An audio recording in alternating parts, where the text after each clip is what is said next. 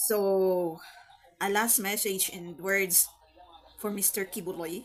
Pero, panoorin muna natin tong, sa tingin ko may tagapagsalita siya. So, yan. Basahin ng maigi.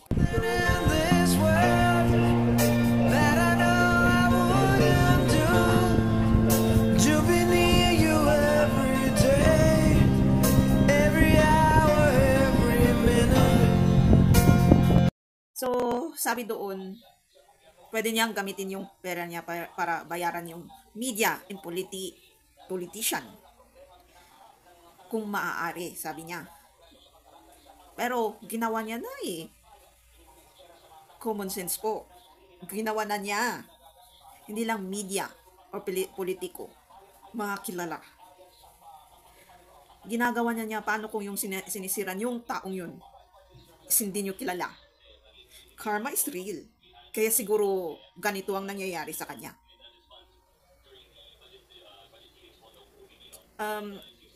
Maalala niyo yung smear campaign? Parang karma din? Na kung anong ginawa niyo sa taong yun, ganun din mangyayari sa inyo. So, andun na siya sa smear campaign. Kasi ang dami nang lumalaban sa ginagawa niyang mali. Meron pa siyang post recently na tungkol sa bulaang propeta. Hindi ba siya yun? Isa ako sa mga taong lalaban. Lalo at sabihin ko nang isa din akong messenger ng ating Ama na Panginoon. High priestess na sinasabi nila. Propeta na rin. Preacher. Ano pa? Faith healer na rin. Ano pa? Kasi andito na ako na naglalahad ng katotohanan at tungkol sa ating Ama na Panginoon. Pero, advice, let's continue pray na lahat ng tao is magbago. Yung magandang pagbabago. Kasi, ang dali talaga natin maniwala eh. Lalo pag professional na sinasabi nila. Hindi mo lang makikita sa loob ng bahayan eh. Kahit sinong pakinggan mo dyan or gusto mong i-share. Sino ka ba? Doktor ka ba? Sino ka ba? Engineer ka ba? Sino ka ba? Wala ba tayong common sense? Minsan search. Minsan may pinapanood po tayo. Alam naman natin ang fake news sa hindi. Kung hindi ka masyadong naniniwala, may further research naman na sinasabi nila. Kasi naniniwala po tayo kasi sa nakikita natin or narinig natin agad. Wala po yung matinding pananaliksik na sinasabi nila. Wisdom of pananaliksik or knowledge na sinasabi nila. Hindi lang po nag-aral ang kayang gawin po yun. Kaya nga merong rumors or chismis na sinasabi nila. Kasi minsan yung iba nagtanong, nanaliksik sa post, nag-search, minsan nakinig pa sila ng news. Minsan din, di ba, news, hindi ka naniniwala. Kaya mananaliksik ka.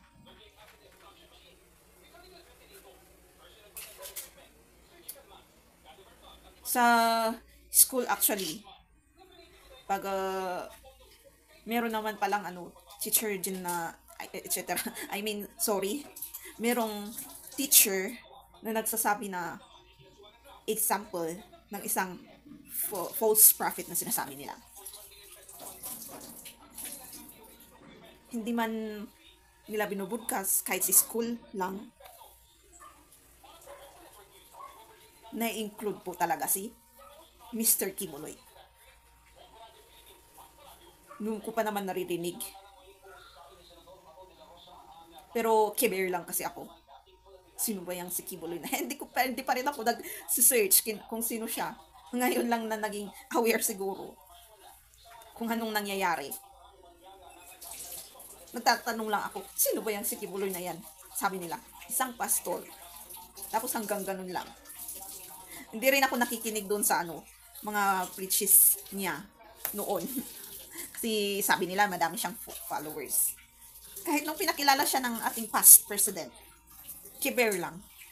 Basta, bahala sila sa buhay nila. Alam naman nila ang tama at mali. Siguro yun ang pangit na ugali din natin, yung sabihin lang natin na, bahala na lang. Wala tayong courage and confidence na i-correct ang isang tao sa pagkakamali niya. Na hindi ka ba natatakot, mas malaking kasalanan kasi ginamit mo ang pangalan ng Diyos sa iyong bad purpose. Siguro nung una, maganda yung hangarin niya. Pero nung nakuha niya yung confidence and courage niya, na baka may napansin siya, ay, ganito pala. Kaya, umabuso siya. Lahat naman, una-una is maganda at mabuti ang hangarin. So, as ako din, na sabihin ko ng naayos na yung self-esteem at nakuha yung courage and confidence, pinag-pray ko din naman ang sarili ko na, God, kung may mangyari, sana ipamukha mo sa akin na nagbabago na ako, na nawawala na ako sa maling landas. Every time naman na may napapansin ko na, kasi yun yung sign na kinukurik ka ng Panginoon. Napapansin mo na parang mali na yung ginagawa mo. So, hihingi ka ng tawad, magko-confess ka, i-accept mo yung ginawa mo, magre-repent ka. Paulit-ulit yan. Hanggang pag-uugali mo ng ginagawa yung pagko-confess na yan, pag-a-accept, pagre-repent, paghingi ng tawad sa Kanya. Yun ang gusto ng ating Ama na Panginoon na gawin natin. At lumalakas ka rin. May katumbas na gift na sinasabi nila. Automatic na oo. Na lalo kang lumalakas sa faith sa Kanya. Yung courage and confidence na hindi ka mawawala sa landas kung kasama mo siya. Yung kahit anong gawin nila sa'yo at yung tahak mo, yung daan mo, napupuntahan mo is confidence and courage na hindi ka mawawala. At kahit may kunting liko, confident and courage ka na mapapansin ng sarili mo yun. At gagawin mo ulit, humingi ng tawad. Yun ang wala siguro sa ating mga tao.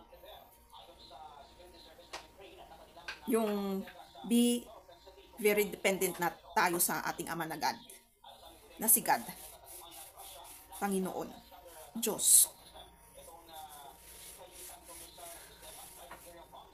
na lahat ng prayers natin, lahat ng kung kinakausap natin yung sarili natin minsan, lagi siyang kasama.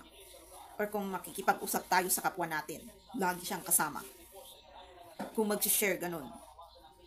Kung yung mag-chichismisan, kasama lagi siya. Yung tatahakin mo na buhay mo, kasama siya. Yung lahat iaalay mo, yung pains, traumas, fear, doubt, kasiyahan, happiness, yung magandang mga na-achieve mo, kasama siya. Hindi naman mahirap isama actually siya. Hindi yun sa gabal. Yan sa isip at puso, isama siya.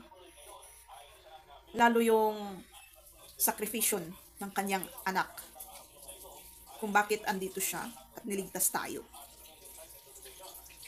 By recognizing, kahit pag re-recognize. Kasi malaki na rin po yun. Yung pagbibigay nga ng gratitude. Na, good morning, God. I'm alive again. Na gumising sa umagang to. Thank you very much. Kahit ganun siguro na prayer. Galak na galak po siya. Thank you for this day. It's time to sleep again. Thank you. Yung kahit malungkot ka at may bumabagabag, mag-gratitude. Hindi laging problema siguro ang inaano din natin sa Kanya. Kasi may verse din yun na dumaan minsan sa akin dun sa app na nagpa-pop up every day sometimes 3 times a day or 2 times a day, eh, yung paulit-ulit na complain,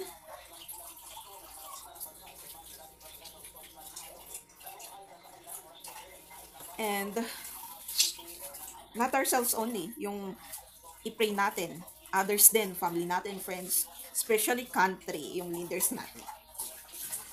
Kasi magsisimula talaga sa kanila lahat. Kung mawala na sa landas ang ating mga leader, wala na talaga. Wala nang pag-asa sa pagbabago. Meron man, pero magiging late. Mahirap baguhin. Tingnan nyo nga yung nangyayari ngayon. Mahirap baguhin at mahirap ipakita sa kanila, ipakurik kung ano yung kinagisnan nilang ginagawa. Katulad ng corruption. Yung iayos nila ang trabaho nila. Kasi talaga nasasama talaga yung pansariling ugali, ganito, ganyan. Wala yung professionalism ngayon. Kahit nga sa loob ng isang trabaho, di ba, minsan nawawala yung professionalism dahil sa may isang sip-sip, may isang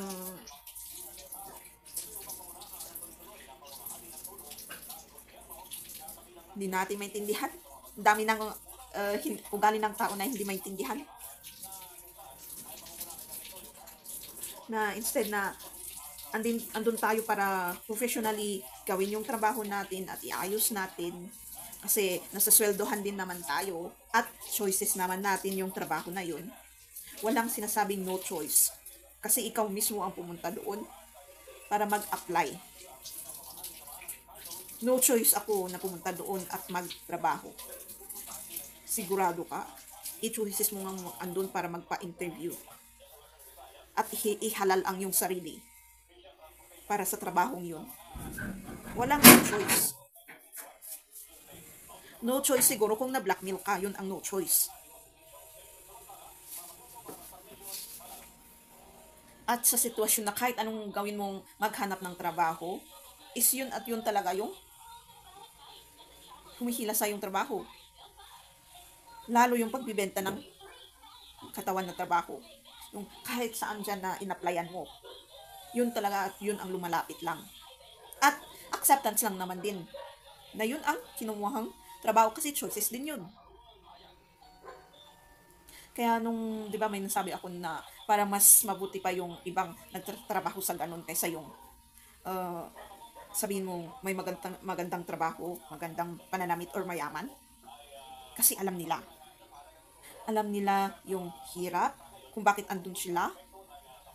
Honest sila na yun ang trabaho nila. Minsan sila pa ang honest actually pag kakausapin mo sila. Sabihin mo, kausapin mo lang sila na kung nag-aano sila ng saloobin. Minsan nagbibigay sila ng parang humihingi na rin sila ng advice na bakit kaya ganito, ganyan ang buhay at etc. Sabihin mo lang sa kanila na kung yan ang napuntang trabaho sa'yo at yan ang ginagawa mo, acceptance lang. Makikinig sila. Kaysa yung iba na, ang daming dada. Eh, anong gusto nilang parating doon? Sabihin mo lang naman na i-accept mo ganito, ganyan. Yung parang nakikipaglaban din sila sa sarili nila na yung alam nyo naman yung parang may dumating at may nag-advise sa'yo, pag ayaw mo yung advice, kukontrahin mo talaga. Lalo pag nagda-doubt ka or hindi ka naniniwala. Siguro kailangan din kausapin natin yung sarili natin at minsan medyo makinig tayo at i-bring down natin yung pride and ego natin. And alam naman natin yung tama at mali, kilala nyo ang sarili nyo. And minsan may pinag-aral naman tayo, or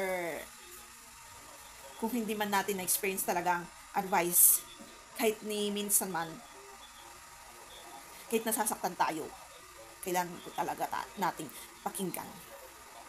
Malay niyo po.